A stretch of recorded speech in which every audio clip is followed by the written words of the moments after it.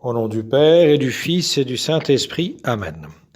Mon Seigneur et mon Dieu, je crois fermement que tu es ici, que tu me vois, que tu m'entends. Je t'adore avec profonde révérence.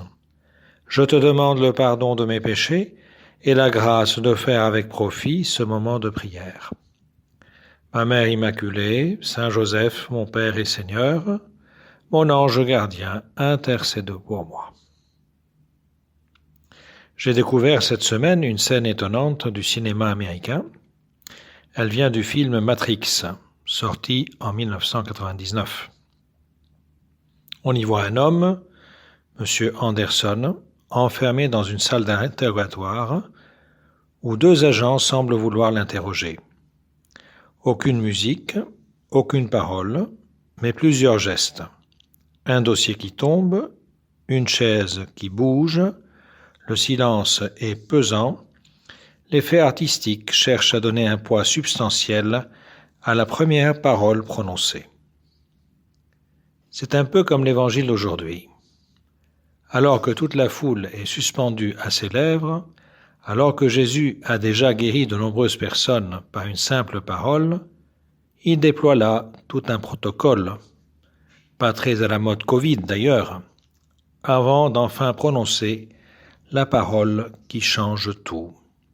Ephata, c'est-à-dire « ouvre-toi » ou « sois ouvert » littéralement. En arabe, « infatih ». Pour comprendre ce que fait Jésus dans l'Évangile, il faut comprendre au moins deux choses.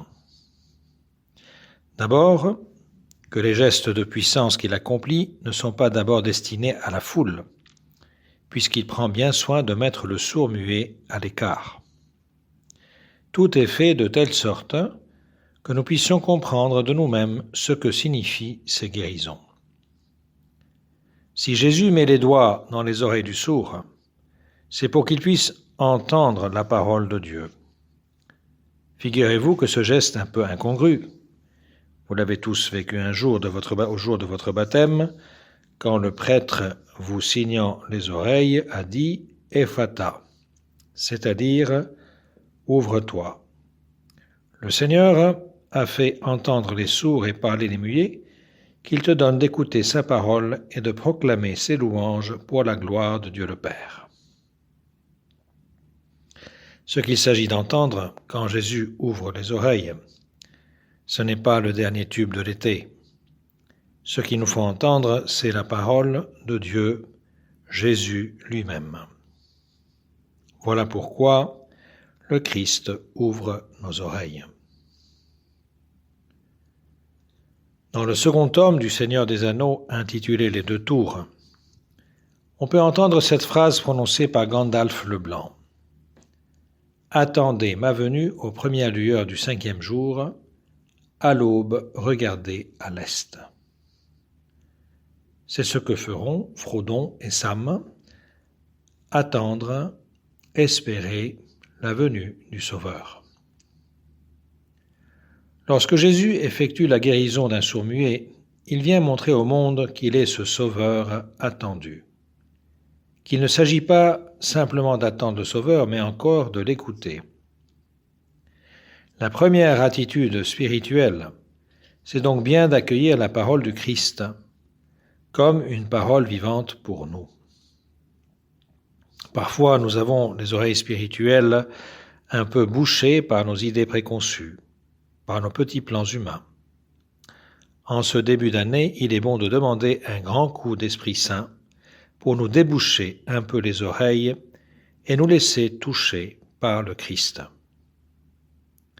Avez-vous remarqué qu'au cours de la messe dans le rite latin, au moment de la proclamation de l'Évangile, nous nous signons sur la tête, la bouche et le cœur, pour que la parole de Jésus irrigue notre intelligence, inspire nos paroles et pénètre notre cœur. Peut-être pourrions-nous être attentifs à la réalité spirituelle de ces gestes de la liturgie. Accueillir le Christ comme le Messie annoncé, c'est beau et grand. Mais peut-être que le Christ, en disant « Ephata, ouvre-toi », nous invite aussi à nous ouvrir les uns aux autres. Je crois que nous pourrions également entendre ce « ouvre-toi » comme une invitation à s'ouvrir à la réalité de mon voisin. Cette maladie de l'homme de l'Évangile était une forme d'enfermement sur soi, une maladie qui nous concerne sans doute bien plus qu'on ne veut le croire. Nous avons une Église très grande. C'est une chance et un défi. Nous pouvons facilement rester anonymes les uns aux autres. Il est clair que la distanciation sociale et physique liée au Covid ainsi que les masques ont un peu flingué notre capacité à nous ouvrir aux autres. C'est pourquoi je vous invite à faire un véritable effort de sortie, sortir de notre torpeur et ouvrir notre bouche pour parler à notre voisin, pour le découvrir. Chacun d'entre nous a dans le cœur une étincelle divine qui mérite l'amour de l'autre. Encore faut-il que l'autre s'intéresse à nous. Dans le monde, il y a des bavards et il y a des silencieux. Si le sourd-muet guéri ne sait contenir sa joie dans un silence qui lui paraît alors impossible de tenir, ce n'est pas simplement pour dire sa joie d'avoir été guéri. C'est aussi que sortir de l'enfermement ouvre à une perspective nouvelle. Notre monde a besoin d'entendre parler du Christ. Dans l'état actuel des choses, nous ne pouvons plus ignorer d'annoncer l'urgence, d'annoncer au monde la présence du Christ. Comment allons-nous rendre compte à nos amis, à nos collègues, aux personnes que nous allons rencontrer dans notre immeuble ou ailleurs de ce que nous avons vécu avec le Christ? Serons-nous des sourds-muets délivrés ou resterons-nous non seulement sourds à ce que peuvent nous dire nos voisins, mais également muets face aux millions de personnes qui ne connaissent pas la joie du Christ? Ainsi donc, ne soyons pas des sourds-muets, osons accueillir le Christ comme notre Sauveur. En accueillant le Christ, laissons-nous interpeller pour accueillir nos frères dans le Christ. Osons enfin ouvrir notre bouche pour annoncer l'évangile du Christ. J'ai confiance en vous, dit le Seigneur. Ephata, c'est-à-dire ouvre-toi.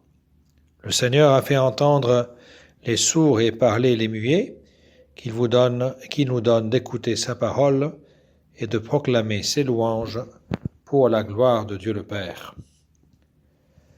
Nous tournons vers la Vierge Marie, notre Mère, qui a toujours été à l'écoute de la parole de Dieu.